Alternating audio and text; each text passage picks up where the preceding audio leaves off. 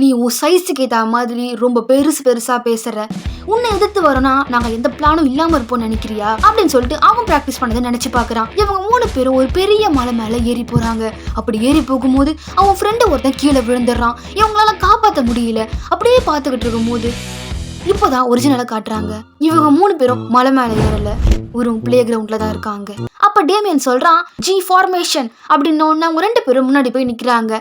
Damian அவங்க மேல ஏறி குதிச்சு பால தூக்கி அவன் மேல போடுறான். ஆனா அவன் டக்குன்னு பிடிச்சிடுறான். இது வேலைக்காகல. ஷேடோ க்ளோன் அப்படின்னு சொல்லிட்டு இன்னொரு ஃபார்மேஷன் யூஸ் பண்ணி அவனை அடிக்கிறாங்க. ஆனா அப்பையும் எதுவுமே வேலைக்காகல. டேமியன் நினைக்கிறான் இவனை எப்படியாச்சும் காலி பண்ணணும், அப்பதான் எங்களால ஜெயிக்க முடியும். அப்ப அந்த பில் ஃபுல் ஃபோர்ஸோட டேமியனை நோக்கி பால் அடிக்கிறான். அப்ப அவனுடைய ஃப்ரெண்டு குறுக்குல விழுந்து அந்த பாலை அவன் வாங்கிக்கிறான்.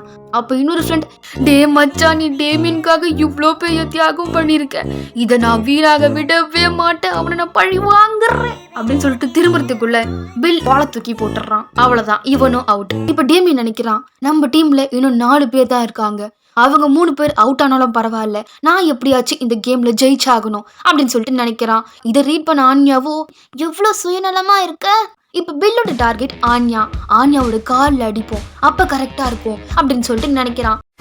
சேனலோட லிங்க் பயோல இருக்கு, மறக்காம ஃபுல் வீடியோ பார்த்து என்ஜாய் பண்ணுங்க.